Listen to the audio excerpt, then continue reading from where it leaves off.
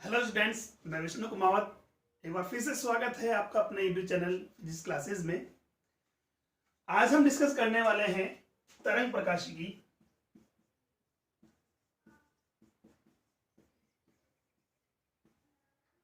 That means wave optics.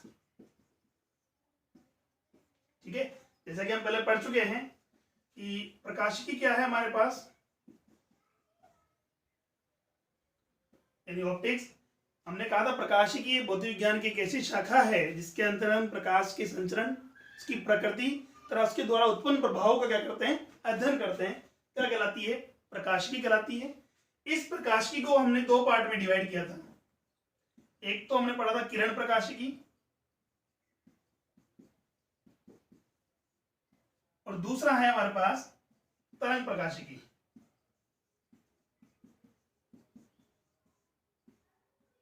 ठीक है, किरण प्रकाशिकी में हम बात करें तो प्रकाश को एक सीधी सरल रेखा में गमन मानते हैं।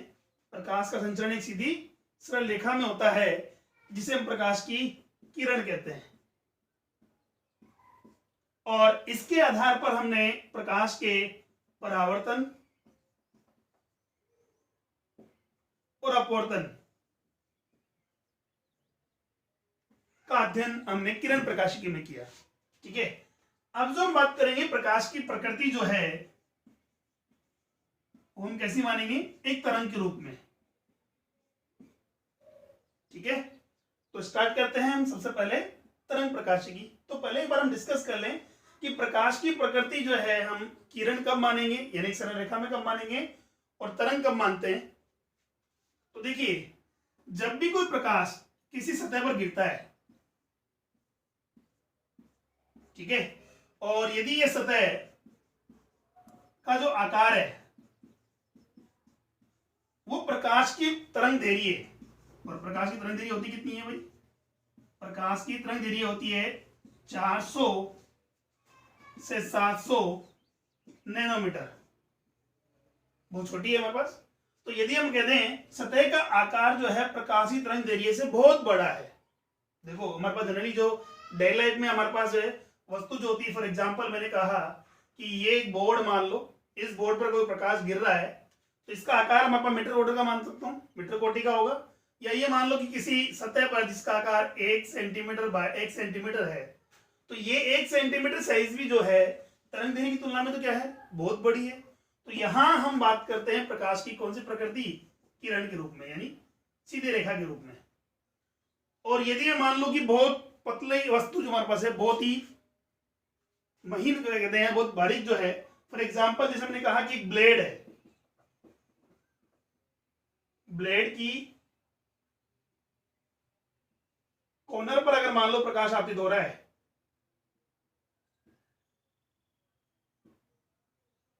और मुझे पता है इस ब्लेड की जो है साइज, जो थिकनेस है, मोटाई जो है बहुत ही पतली है, हम ये नहीं कहते कि भाई तरंग दैर्घ्य की कोटि की है, पर हाँ उसकी तुलना में नगण्य तो नहीं है, बहुत पतली है। तो जैसे ही प्रकाश की सतह पर इस कॉर्नर पर गिरेगा, इस किनारे पर गिरेगा, तो हम बात करें वहां हम प्रकाश की तरंग प्रकृति का अध्ययन करेंगे। ठीक है, जब भी हम कहेंगे यदि किसी वस्तु का आकार जिसमें प्रकाश आपतित हो रहा है वो अगर प्रकाश की तरंग दैर्घ्य की कोटि या उससे अप्रोच थोड़ा बड़ा हो, तो वहां हम प्रकाश की तरंग प्रकृति मानते हैं। और यदि बहुत बड़ा है, ठीक है, तो वहां प्रकाश को एक सीधी सरल रेखा में गमन मानते हैं, जिसे हम किरण कहते हैं। क्लियर हुआ? अच्छा ठीक है, अब बात आ रही तरंग प्रकृति। तो सबसे पहले प्रकाश की तरंग प्रकृति को बताने वाला साइंटिस्ट यानी वैज्ञानिक था हाइजेन। हाइजेन के अनुसार बात करें तो प्रकाश की प्रकृति कैसी होती है? तरंगी होती है। और ये तरंगे जो हैं किसके रूप में? तरंगाग्र के रूप में। किसके रूप में? तरंगाग्र के रूप में एक बिंदु से दूसरे बिंदु तक संचरित होता है। दोबारा फिर बात करें, हाइजेन के अनुसार प्रकाश की प्रकृति कैसी होती है? तरंगीय प्रकृति होती है। और इस तरंगीय प्रकृति में प्रकाश का जो संचरण है, एक बिंदु से दूसरे बिंदु तक गमन जो करता है, वो किसके रूप में करता है? तरंगाग्र के रूप में करता है। ठीक है, तो ये बात करें तरंगाग्र क्या होता है, तो देखो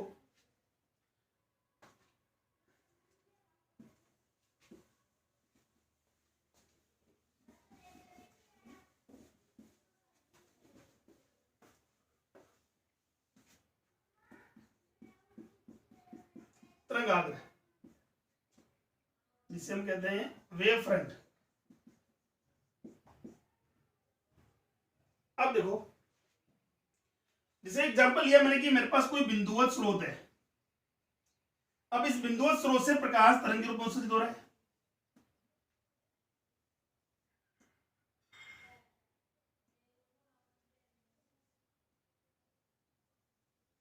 और ये जो प्रकाश है सभी संभव दिशा में जाएगा।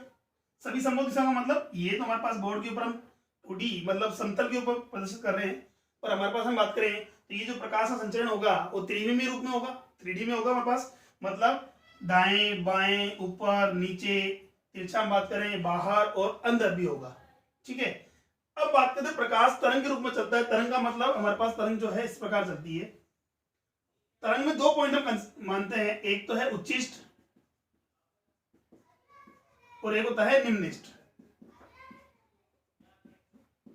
उच्चिष्ट को हम बोलते हैं स्रंग और निम्निष्ट को बोलते हैं हम गर्त। ठीक है, स्रंग और गर्त के रूप में प्रकाश का क्या होता है, संचरण होता है तरंग प्रकृति के अनुसार।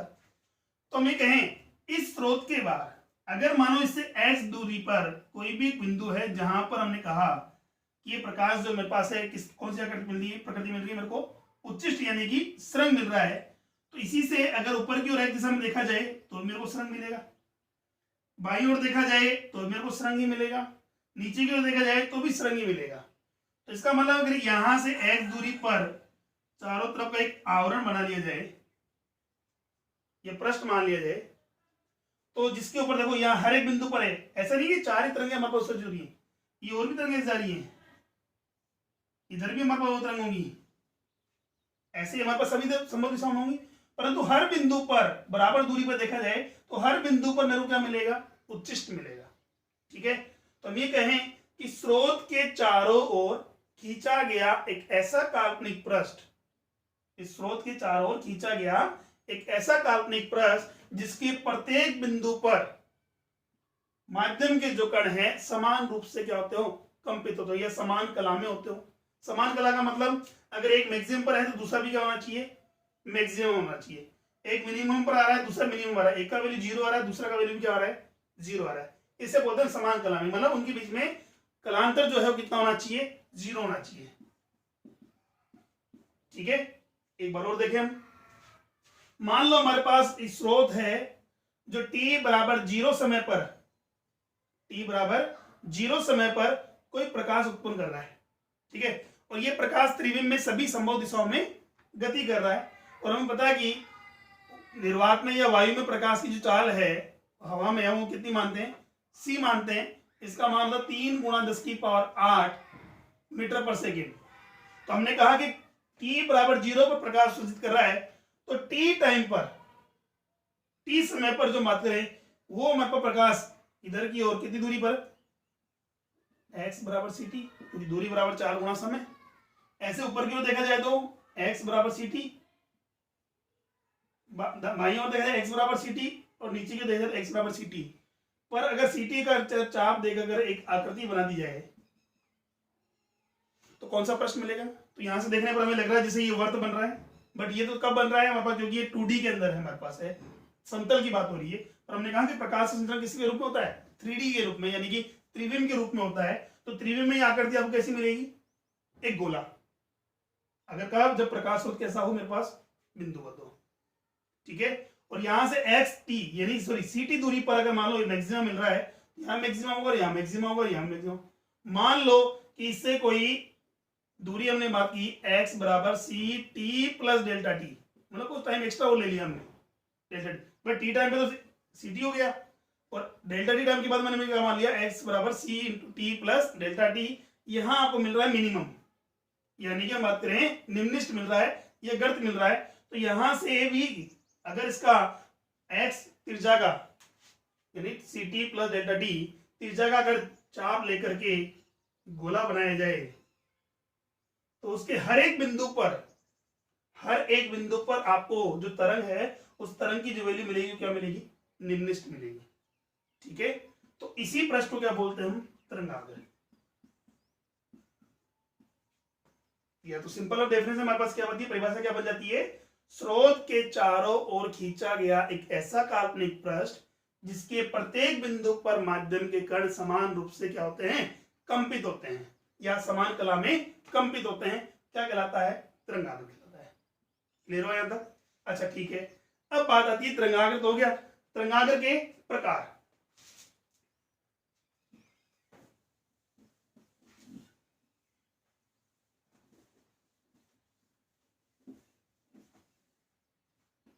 हम बात करते हैं तरंगाग्र के प्रकार। तरंगाग्र सामान्यतः 3 प्रकार का होता है। पहला गोलीय, दूसरा बेलनाकार और तीसरा समतल। पहला तरंगाग्र कौन सा है, गोलीय, बेलनाकार और समतल। और तरंगाग्र की जो आकृति है वो निर्भर करती है किसके ऊपर, स्रोत की आकृति पर।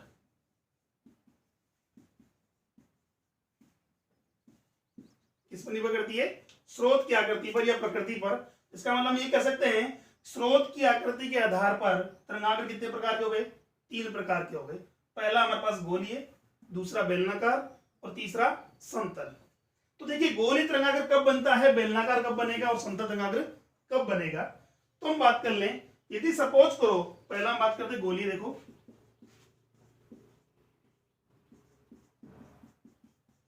गोलीय तरंगाग्र, यदि प्रकाश स्रोत एक बिंदु के रूप में है, तो अगर बिंदु के रूप में अगर बात करूं तो इस बिंदु से बराबर दूरी पर त्रिविम दिशा में बनने वाला पृष्ठ या उस बिंदुओं का बिंदुपथ कैसा होगा, गोला। भाई ये वर्त है क्योंकि 2D की बात कर रहे हैं, तो यहां अगर त्रिविम में देखा जाए तो ये कैसी आकृति मिलेगी आपको, गोला मिलेगा। तो सिंपल से हम ये कहें, यदि प्रकाश स्रोत आपके पास कैसा है, बिंदुवत है, तो इसका मतलब उससे बनने वाला तरंगाग्र कौन सी आकृति का होगा, गोलीय आकृति का होगा। ठीक है, नेक्स्ट दूसरा हम बात करते हैं बेलनाकार। बेलनाकार का हम बात करें, एग्जाम्पल ये हमारे पास यदि कोई प्रकाश किसके रूप में हो, छड़ के रूप में हो या एक रेखा के रूप में हो। जैसे एग्जांपल हम ट्यूबलाइट ले सकते हैं, तो ट्यूबलाइट अगर प्रकाश हमारे पास है जो उत्सर्जित करता है, तो उससे बनने वाला तरंगाग्र कैसा होगा। तो देखो हमने कहा प्रकाश इससे सभी संभव दिशाओं में गति करेगा, इधर भी जाएगा, इधर भी जाएगा, ये भी जाएगा। तो ये मेरे पास एक क्या बन रहा है, गोला। तो इन सभी गोले की आकृति को अगर आपस में कंबाइन कर दिया जाए, मिला दिया जाए, ये कौन सी आकृति बनेगी हमारे पास, बेलन। ठीक है, इसका एग्जांपल हम ले सकते हैं, जैसे आपके पास बॉल पेन। अब बॉल पेन कैसे, बॉल पेन के अंदर जो रिफिल है, और रिफिल को तो आप मान लें क्या, प्रकाश स्रोत, और उसका जो कवर है, ठीक है, ये कवर, इसके अंदर रिफिल नहीं है सॉरी। अब इसे मान लो ये पेन है, इसके अंदर ये रिफिल है, तो ये रिफिल को तो मानेंगे प्रकाश स्रोत, और ये जो कवर आ रहा है इसके ऊपर का, तो ये क्या बन जाएगा हमारे पास, तरंगाग्र। तो देखिए रिफिल से इस कवर की दूरी हमेशा क्या होगी, बराबर होगी। ये दूरी इधर भी दूरी होगी, इधर भी दूरी होगी, 3D में बनेगा हमारे पास है। तो ये कौन सा बन जाएगा हमारे पास, बेलन। तो बेलनाकार तरंगाग्र कब बनता है, जब प्रकाश स्रोत आपके पास कैसा हो, एक छड़ के रूप में हो। ठीक है, अच्छा, और गोलीय के लिए एग्जाम्पल देखा जाए तो बल्ब यूज कर सकते हैं। ठीक, जैसे एग्जाम्पल जैसे मान लो एक शांत पानी है, इस पानी के अंदर आपने एक छोटा पत्थर गिराया। ठीक है, पत्थर गिराते उसकी तरफ से चारों तरफ क्या बनती है, वर्ताकार वलेज बनती है, लहर उत्पन्न होती है, तरंग उत्पन्न होती है। पर एक्चुअल में वो तरंग आपको वर्ताकार आकृति में दिखती है, तो वर्ताकार नहीं है, वो गोलीय आकृति की है। पर आपको सामने से क्या दिखता है, केवल फ्रंट दिखाई देता है, तो वो कौन सी आकृति की है, 2D की। ऐसे अगर वो नीचे की भी जा रही होती है, बाहर आने के लिए माध्यम नहीं है, उसके पास पानी नहीं है, इसलिए वहां से उत्पन्न नहीं हो पा रही, परंतु कौन सी आकृति होती है, वर्ताकार आकृति की, सॉरी गोलाकार आकृति की होती है, जो आपको दिखाई कैसे देती है, वर्त। वही एग्जांपल से हम बात करें, चंद्रमा की बात करें, दूर से हम चंद्रमा देखना देखते हैं तो कैसे दिखता है, वर्ताकार। एक्चुअल में कैसा है वो, गोल। तो यही है। तो ये भी क्या था, जैसे आपने पत्थर गिराया तो पत्थर एक तरह से क्या हुआ, बिंदु स्रोत हो गया उसके लिए। जो तरंग उत्पन्न कर रहा है वो चारों तरफ समान रूप से गति करेगी, उससे तरंगाग्र कैसा बनेगा, गोली तरंगाग्र बनेगा। पर हम उसको देख कैसा पाते हैं, केवल 2D में देख पाते हैं, इसलिए कैसा दिखता है, वो वृत्त दिखता है। ठीक है, बस में अभी यहां तक। तो हमने कहा तरंगाग्र प्रकाश स्रोत के चारों ओर खींचा गया एक ऐसा काल्पनिक पृष्ठ, इसके प्रत्येक बिंदु पर जो कण है समान कला में क्या होते हैं, कंपित होते हैं, तरंगाग्र कहलाता है। 3 प्रकार का होता है, और तरंगाग्र की जो प्रकृति या आकृति जो है स्रोत की आकृति पर निर्भर करती है। पहला गोली तरंगाग्र। गोली तरंगाग्र कब बनेगा, जब प्रकाश स्रोत कैसा हो, बिंदुवत हो। स्रोत कैसा हो, बिंदुवत हो। बेलनाकार कब बनेगा, जब प्रकाश स्रोत कैसा हो, रेखिक हो या छड़ के रूप में हो। ठीक है, अब बात ये आ रही तीसरा तरंगाग्र यानी समतल तरंगाग्र कब बनेगा। तो समतल तरंगाग्र के लिए प्रकाश स्रोत की आकृति कोई फिक्स नहीं है।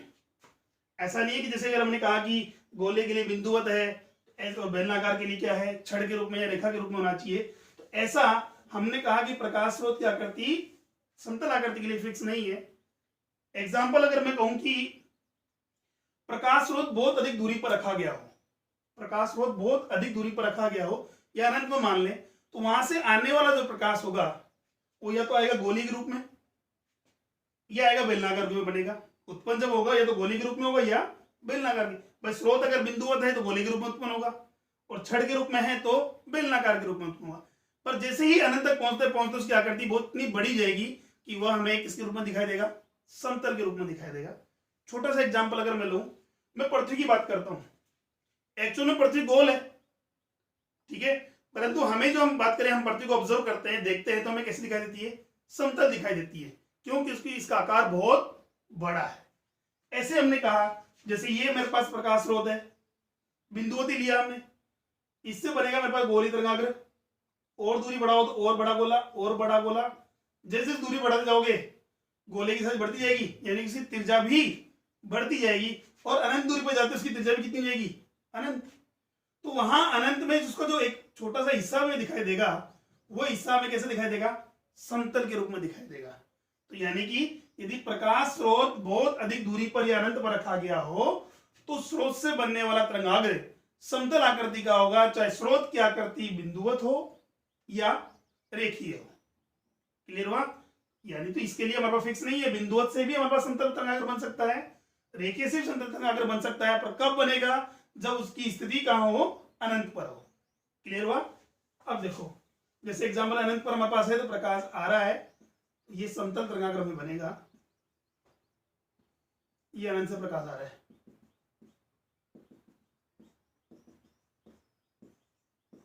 ठीक है, तो ये था हमारा तरंगाग्र। तो हाइजेन के अनुसार बात करें तो प्रकाश की प्रकृति तरंगीय होती है, और प्रकाश का जो संचरण है इस तरंगाग्र के रूप में आगे होता है, बढ़ता है। ठीक है, अब वापस आते हैं हाइजेन के सिद्धांत पर। तो हाइजेन ने जब प्रकाश की तरंग प्रकृति को बताया, तो उसने अपने तरंग सिद्धांत के अंदर कुछ महत्वपूर्ण बिंदु काम में लिए। वो कौन कौन से बिंदु हैं वो हम बात करते हैं।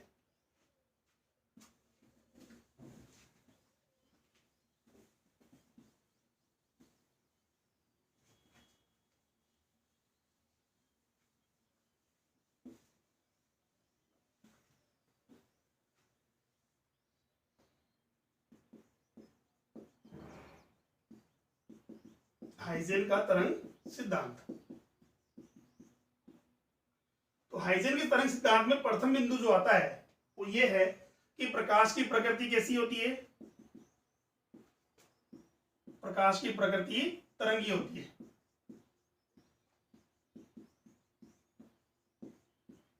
ठीक है, दूसरा प्रकाश का संचरण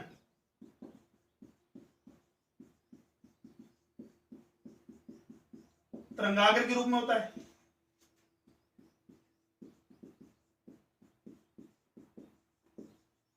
किसके रूप में होता है, तरंगाग्र के रूप में होता है। तीसरी हम बात करते हैं प्रकाश के मतलब तरंगाग्र और प्रकाश संचरण की दिशा, जिसे हम प्रकाश की किरण कहते हैं, उसके बीच में क्या संबंध है। तो देखिए हमने कहा प्रकाश स्रोत एक बिंदुवत है, और इसके चारों ओर हम देखा जाए तो मेरे पास ये तरंगाग्र बनेगा। ठीक है, और इससे निकलने वाली जो है प्रकाश की किरणें, ये तरंग जो है इस प्रकार से होगी। भाई किरण एक्चुअल में क्या होती है, प्रकाश संचरण की दिशा जो है उसी को क्या कहते हैं, प्रकाश की किरण कहते हैं। ये स्रोत है, ये प्रकाश संचरण की दिशा हो गई, ये प्रकाश की किरण हो गई, और ये हमारे पास क्या बन रहे हैं, तरंगाग्र। ठीक है, अब देखो, तो ये हमने कहा ये त्रिज्या है एक तरह से, छोटे वाले गोले की त्रिज्या होगी, इसके लिए भी त्रिज्या है, इसके लिए भी कॉमन त्रिज्या हमारे पास है। तो अगर त्रिज्या में कहते हैं, त्रिज्या हमेशा सतह पर क्या होती है, लंब होती है। त्रिज्या हमेशा सतह पर क्या होती है, लंबवत होती है। तो ये कहते हैं कि किरण जो हमारे पास है, प्रकाश की जो किरण है सदैव लंबवत होती है।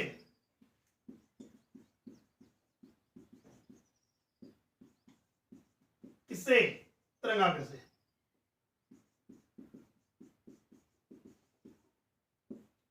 प्रकाश की किरण सदैव तरंगाग्र के लंबवत होती है। क्या ये उल्टा बोलते हैं कि तरंगाग्र के लंबवत खींची गई रेखा, ये तो प्रकाश तरंगाग्र के लंबवत खींची गई रेखा प्रकाश संचरण की दिशा को व्यक्त करती है, जिसे प्रकाश की किरण कहते हैं।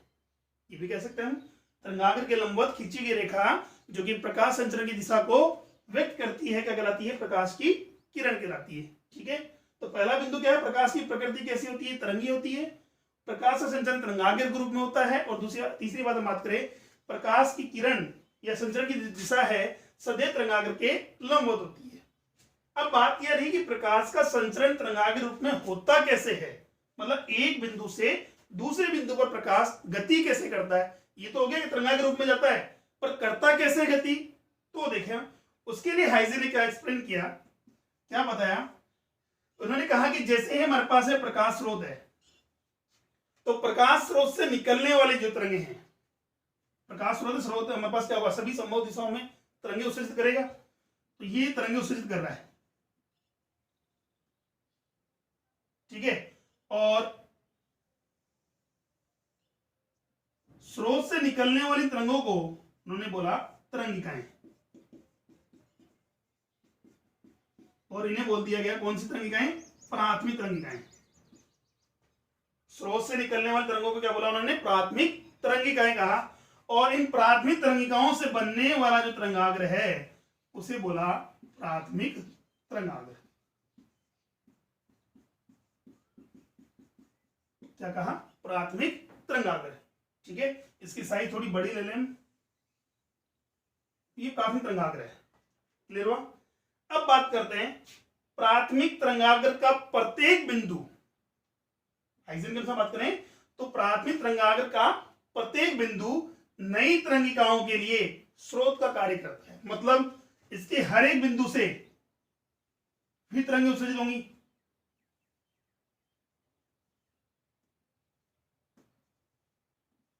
ठीक है, इससे भी तरंगें निकलेंगी, क्लियर हुआ, इससे भी तरंगें निकलेंगी। और इनसे निकलने वाली तरंगिकाओं को क्या नाम दिया गया, द्वितीय तरंगिकाएं, द्वितीय तरंगिकाएं। दोबारा फिर बात करें, हमारे पास हमने कहा स्रोत से निकलने तरंगिकाओं को क्या बोला गया, प्राथमिक तरंगिकाएं।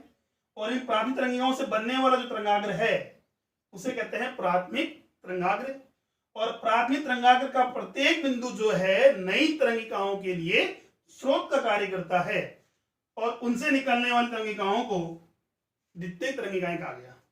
ठीक है, इस प्रकार यहां से भी तरंगाग्र बनेगा, एक यहां से तरंगाग्र बनेगा, ये भी तरंगाग्र बनेगा। ठीक है, अच्छा, अब बात यह रही कि प्रकाश आगे कैसे बढ़ा, तो देखिए दूसरा तरंगाग्र बनेगा कैसे। इन द्वितीय तरंगिकाओं से बनने वाला जो तरंगाग्र है, हर एक बिंदु स्रोत के लिए नया तरंगाग्र बनेगा। उन तरंगाग्र के अग्रभाग पर खींची गई उभयनिष्ठ स्पर्श रेखा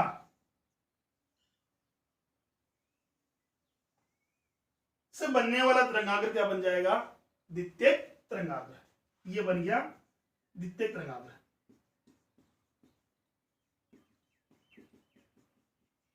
ठीक है, फिर ये द्वितीय तरंगाग्र बनेगा, तो ये नई तरंगें के लिए वापस क्या बन जाएगा, स्रोत बन गया। इससे वापस फिर क्या बनेगी, तरंगें उत्सर्जित होंगी और नया तरंगाग्र बनेंगे। और फिर उन तरंगाग्र के अग्रभाग पर खींची गई स्पर्श रेखा से फिर एक और तरंगाग्र बनेगा। ठीक है, उसके बाद फिर नए स्रोत बनेंगे, फिर नई तरंगें उस समय, इस प्रकार हम कहें नए तरंगाग्र बनते जाएंगे और प्रकाश एक स्थान से दूसरे स्थान पर गति करेगा। क्लियर हुआ? दोबारा फिर बात कर लें। स्रोत से तरंगें उत्सर्जित होती हैं जिन्हें क्या बोला गया है, ने प्राथमिक तरंगिकाएं कहा। इन प्राथमिक तरंगिकाओं से बनने वाला तरंगाग्र क्या कहलाएगा? प्राथमिक तरंगाग्र। और प्राथमिक तरंगाग्र जो है नई तरंगिकाओं के लिए किसका कार्य करता है? स्रोत का कार्य करेगा या नई तरंगिकाएं उत्सर्जित करेगा। उन तरंगिकाओं से बनने वाले तरंगाग्र के अग्रभाग में, यहां कंपल्सरी एक चीज ध्यान रखना, हमने यहां बोला है अग्रभाग में, पश्चिम भाग के लिए हाइजेन ने कोई स्पष्टीकरण नहीं दिया। ये सब कह सकते हैं कि इसका ड्रॉबैक्स मान सकते हैं उसके लिए। ठीक है, अच्छा, तो हमने कहा कि अग्रभाग में खींची गई उभयनिष्ठ स्पर्श रेखा, सबके ऊपर कॉमन एक अगर बात करें स्पर्श रेखा खींच दें तो उससे बनने वाला जो तरंगाग्र होगा वो तरंगाग्र कौन सा होगा? द्वितीय तरंगाग्र होगा। फिर वही द्वितीय तरंगाग्र से नई तरंगियां निकलेंगी, फिर उनसे तरंगाग्र बनेंगे, फिर उनके अग्रभाग में स्पर्श रेखा खींच दो तो नया तरंगाग्र बनता जाएगा। इस प्रकार प्रकाश एक बिंदु से दूसरे बिंदु तक इसके रूप में तरंगाग्र रूप में संचरित होगा। क्लियर हुआ यहां तक? ठीक है, इसे हम हाइजेन का द्वितीय तरंगाग्र सिद्धांत भी कहते हैं। इसको थोड़ा एक्सप्लेन करते हैं आगे, देखो। इसके लिए हमने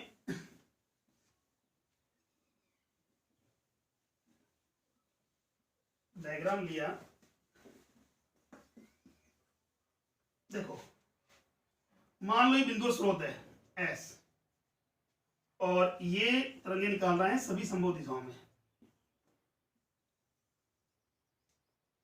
तो यही तरंगाग्र जो बात करें, ये प्राथमिक तरंगाग्र जो बन रहा है वही तरंगाग्र मैं लॉन्ग डिस्टेंस की बात करूं, बहुत अधिक दूरी पर चला जाऊं तो बहुत अधिक दूरी पर जाते ही कैसा बन जाएगा मेरे पास? समतल आकृति का। भाई अभी जो इसकी है वक्रता त्रिज्या क्या है? कम है। जैसे जैसे बात करते हैं तो वक्रता त्रिज्या क्या हो जाएगी? बढ़ती जाएगी। ठीक है, वक्रता त्रिज्या क्या हो जाएगी? बढ़ती जाएगी। अगर अनंत दूरी पर चल जाए तो वक्रता त्रिज्या कितनी होगी? अनंत। और अनंत वक्रता त्रिज्या किसकी होती है? समतल सतह की। तो यहां बात करें कैसा बन गया? ये समतल तरंगाग्र बन गया AB।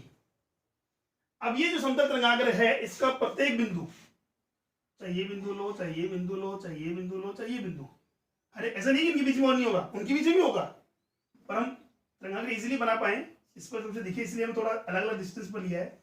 ये ज्यादा दूरी पर नहीं होंगे, हर एक बिंदु का मतलब इसके जस्ट नीचे वाला बिंदु भी हमारे पास होगा, उसके ठीक नीचे वाला बिंदु भी होगा, उसके ठीक नीचे वाला बिंदु भी किसका होगा? स्रोत की तरह काम करेगा। तो इससे तरंगे निकलेंगी।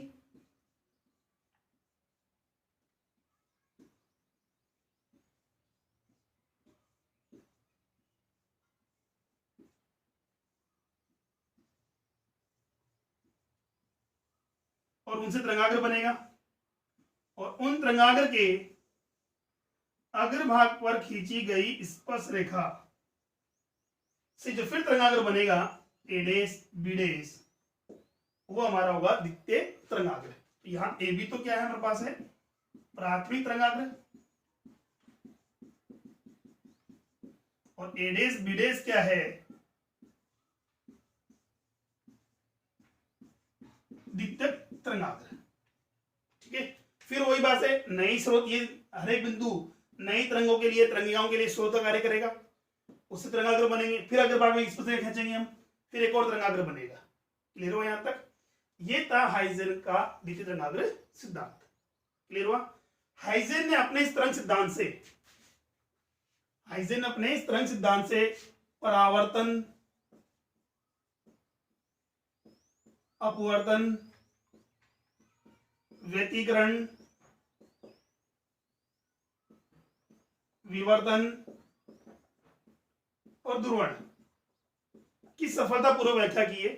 और हम ये सब जो 5 टॉपिक हैं वो 5 के 5 टॉपिक हम इस चैप्टर में पढ़ेंगे। ठीक है, तो सबसे पहले हम बात करेंगे, तरंगाग्र सिद्धांत समझ में आ गया हमारे पास, प्रकाश का संचरण किस स्वरूप में होता है ये भी समझ में आ गया हमारे। अब हाइजेन के तरंग सिद्धांत से वाकई में हम व्याख्या करेंगे, प्रूफ करेंगे, सिद्ध करेंगे कि प्रकाश का परावर्तन भी होता है। फिर हम अपवर्तन, देखो परावर्तन अपवर्तन ऑलरेडी हम पढ़ चुके हैं पहले किरण प्रकाशिकी में, पर वहां हमने क्या माना है? प्रकाश संचरण एक सीधी रेखा के रूप में। अब हम बात करेंगे किसके रूप में? तरंग के रूप में या तरंगाग्र के रूप में। क्लियर हुआ? फिर हम बात करेंगे व्यतिकरण की, विवर्तन की, फिर लास्ट में बात करेंगे ध्रुवण की। क्लियर हुआ? देखिए बोर्ड के लिए बहुत इंपॉर्टेंट टॉपिक है, इसमें से एक डेरिवेशन कंफर्म आती है और एक न्यूमेरिकल पोर्शन भी बनता है इसमें। और कंपटीशन के लिए भी देखा जाए तो व्यतिकरण पर और विवर्तन पर, ठीक है, क्वेश्चन बनते हैं इसमें। तो बोर्ड के लिए, कंपटीशन के लिए, दोनों के लिए उपयोगी टॉपिक है ये। तो देखिए हम सबसे पहले आगे पहला टॉपिक हमारे पास रहेगा कौन सा, परावर्तन।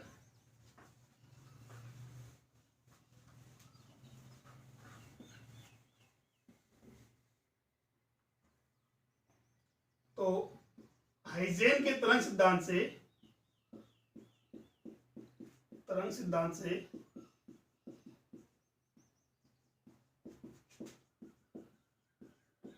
परावर्तन की व्याख्या।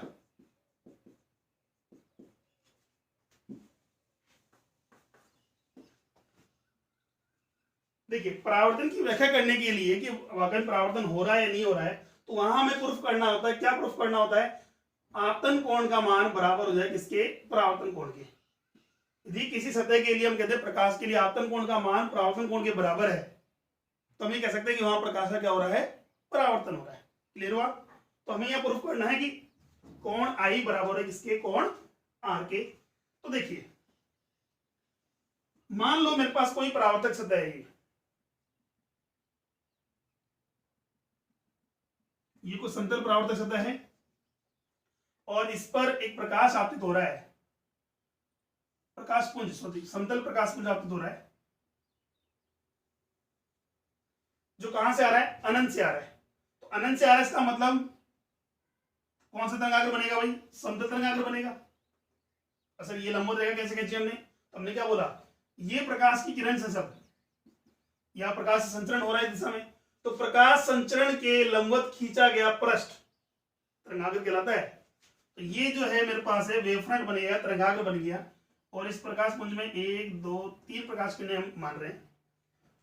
तो ये प्रकाश की किरणें या प्रकाश पुंज जो है सतह पर आपतित होता है, ठीक है। ये माना कि ए बिंदु पर आपतित हो रहा है, यहां से मैंने क्या मान लिया, आपतित तरंगाग्र ए बी मान लिया। क्या मान लिया, ए बी मान लिया।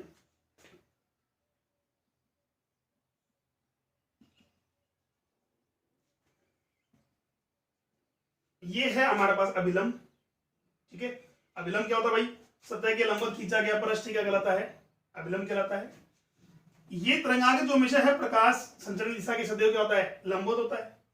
अब माना कि प्रकाश की किरण जो है अभिलंब के साथ कितना कोण बना रही है, आई कोण बना रही है, क्योंकि समतल समांतर प्रकाश पुंज है, तो प्रत्येक किरणें प्रत्येक जो दिशा है वो अभिलंब के साथ कितना कोण बनाएगी, आई कोण ही बनाएगी,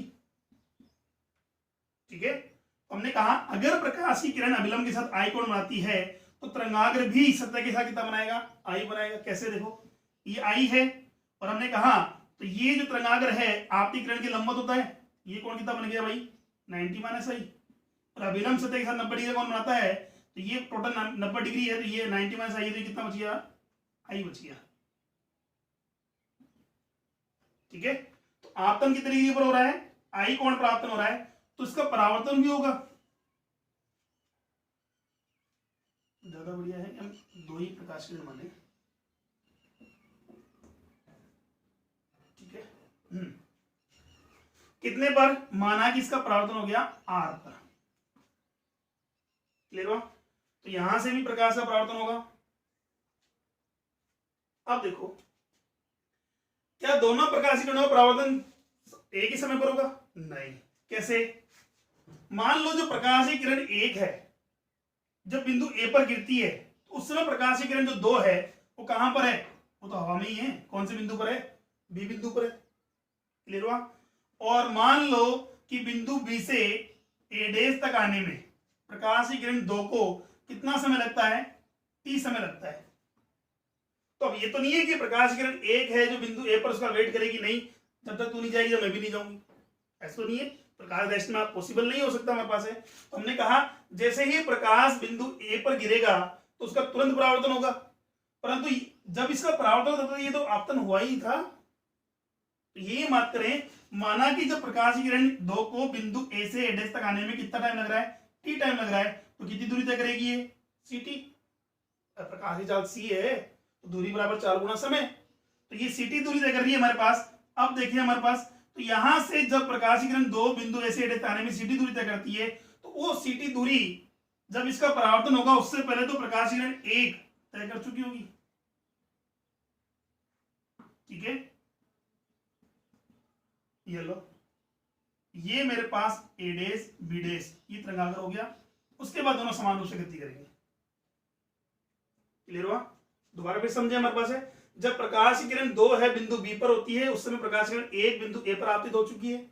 बी से ए डेज तक आने माना इसको टी टाइम लगता है, तो कितनी दूरी हो गई इसकी? ct दूरी है। तो जब ये आपतित होगी या इसका परावर्तन होगा, उससे पहले तो ये की दूरी ct दूरी तय कर चुकी होगी। क्लियर है? उसके बाद दोनों परावर्तन समान रूप से चलेंगे हमारे पास। ये तो हो गया एक डेज, ये दूसरी है सेकंड डेज। ठीक, अब माना कि परावर्तन जो कोण है कितना है? r है, तो ये भी कितना होगा? r होगा। तो जैसा कि हमने पहले बोला था, यदि आपतित किरण अभिलंब के साथ I कोण बनाती है, तो आपतित तरंगाग्र भी कितना कोण बना रहा है? सतह के साथ I कोण। ऐसे ही परावर्तित किरण अगर मैं कह दूं अभिलंब के साथ R कोण बना रही है, तो परावर्तित तरंगाग्र भी कितना बनाएगा? R कोण बनाएगा। ठीक है, अब देखो, मुझे प्रूव करना है क्या कि कोण I का मान कोण R के बराबर है। तो यहां से मैं बात करूं, यहां दो त्रिभुज बन रहे हैं मेरे पास, एक तो ए बी ए डेस, दूसरा ए डेस और बी डेस। ज्यादा बढ़िया होगा कि मैं दोनों त्रिभुजों को अलग अलग कर लूं।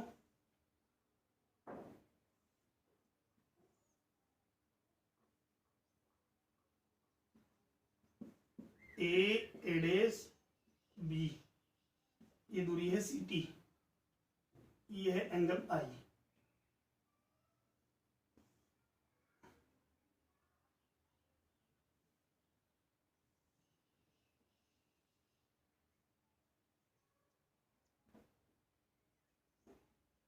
ये है ए डेस और ये बी डेस, ये दूरी है ct और ये है एंगल कोण 90 डिग्री, ये है एंगल R, सॉरी। ठीक है, अब देखो दो त्रिभुज हमें दिख रहे हैं, एक तो ए बी ए डेस, दूसरा हमें दिख रहा है ए डेस और बी डेस। ये कोण 90 डिग्री है, ये भी कोण 90 डिग्री है। क्यों? क्यों पता है तरंगाग्र हमेशा संचरण दिशा की क्या होता है? लंबवत होता है। अब देखिए दोनों त्रिभुज हम बात करें, त्रिभुज ए डेस बी व त्रिभुज ए डेस बी डेस में ए डेस जो हमारे पास है वो दोनों में कॉमन है, उभयनिष्ठ है। दूसरी कोण बी बराबर है कोण बी डेस के, कितना डिग्री? 90 डिग्री। तीसरा फर्स्ट वाले में देखो बी ए डेस की दूरी बराबर है ए बी डेस के, कितना? ct। तो हम ये सास के नियम, सास का मतलब साइड एंगल साइड, भुजा कोण और भुजा के नियम से हम बात करें तो दोनों त्रिभुज जो हमारे पास हैं ए डेस बी डेस, सर्वांग सम है किसके? त्रिभुज ए डेस बी डेस के। और सर्वांग समता का नियम क्या कहता है भाई? सर्वांग समता का नियम कहता है कि संगत भुजाएं और कोण हमेशा बराबर होती हैं। तो संगत भुजा और कोण की बात करें तो देखिए यहां से ct दूरी जो है, ct भुजा जो है इस ct भुजा के बराबर है, तो इसके ठीक सामने वाला जो कोण है कितना है? r। इसमें ठीक सामने वाला कोण कितना है? I।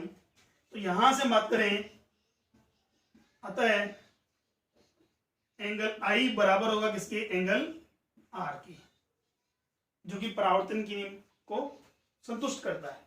ठीक है, तो हम ये कह सकते हैं कि वाकई में हमने यहां क्या लिया है?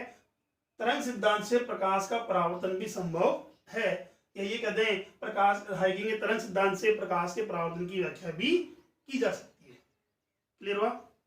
समझ आ गया? नेक्स्ट देखें हम आगे। दूसरा हमारे पास जैसे मैंने कहा परावर्तन लिया, ऐसे ठीक अगर हमें अपवर्तन करना है तो यहां बात करेंगे अपवर्तन की व्याख्या।